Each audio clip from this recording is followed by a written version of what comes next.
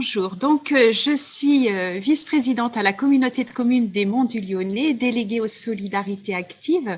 Donc cette communauté de communes des Monts du Lyonnais se situe au cœur du triangle formé par la ligne reliant Lyon, Saint-Étienne et Roanne. Elle compte 32 communes, 35 000 habitants.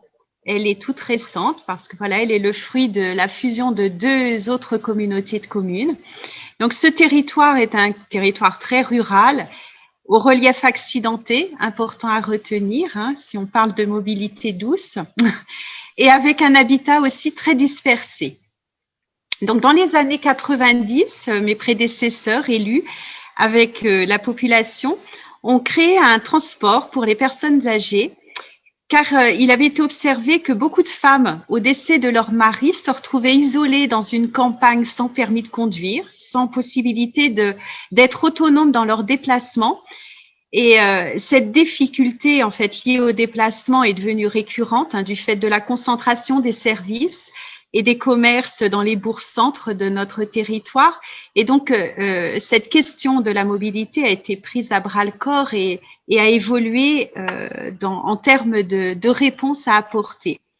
Donc, nous avons travaillé sur cette évolution de transport et particulièrement de services de transport social. Et aujourd'hui, on a un dispositif qui est devenu vraiment essentiel pour faciliter l'accès aux soins, aux services, pour prévenir de l'isolement et maintenir le lien surtout entre les habitants de communes voisines. Et en même temps, il convient aussi de faciliter l'accès au lieu de travail pour des personnes, comme vous l'avez pu le nommer précédemment dans vos interventions respectives, pour ces personnes qui sont dans des démarches et des dispositifs d'insertion socio-professionnelle ou qui sont, par leur situation personnelle, plus vulnérables quant à cette autonomie. Donc l'enjeu les enjeux plus exactement pour notre territoire, c'est vraiment d'agir à la fois sur le développement des services pour réduire l'inégalité et en même temps faire en sorte que l'accessibilité à ces services puisse être là. Et l'autre visée essentielle, puisque nous sommes un territoire engagé, un territoire TEPOS aujourd'hui, c'est agir sur le fait de répondre à ce développement durable et à cette mobilité plus durable. Donc, fort de tout cela, c'est vrai que nous sommes très, très mobilisés sur ces chantiers parallèles que nous menons de façon, on va dire, concomitante avec les autres collectivités environnantes. Tout ça dans un but d'être vraiment acteur et de ne plus subir les effets de la mobilité. Et ceci va avec la décision que nous avons prise de prendre la compétence mobilité parce qu'il nous semble important d'être au plus près des décisions et des espaces et parties prenantes, des espaces décisifs pour agir de façon aussi la plus pragmatique. Ça aussi, vous l'avez nommé précédemment et ça nous tient à cœur. Il s'agit vraiment d'agir dans la dentelle quand on est élu en milieu rural.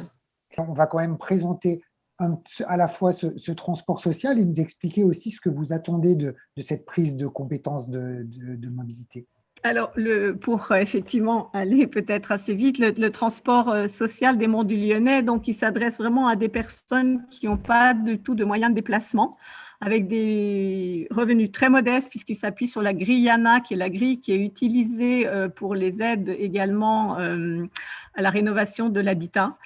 Et il cible des personnes, soit des personnes âgées, donc de plus de 65 ans, des personnes au RSA, des personnes allocataires qui reçoivent des allocations de retour à l'emploi, des personnes en situation de handicap et des personnes en insertion socio-professionnelle. Bon, voilà, c'est un public très, très ciblé. Il s'appuie sur en fait des conventions avec les sociétés de transport locaux, les taxis.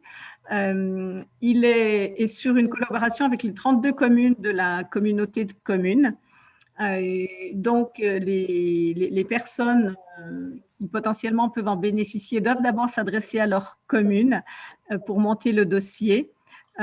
Puis, ce dossier vient jusqu'au niveau de la communauté de communes qui, elle, va, on va dire, retourner à l'usager les outils pour pouvoir se déplacer, c'est-à-dire une carte de déplacement, un carnet de nombre de trajets de déplacement et la liste des taxis locaux, pour faire simple.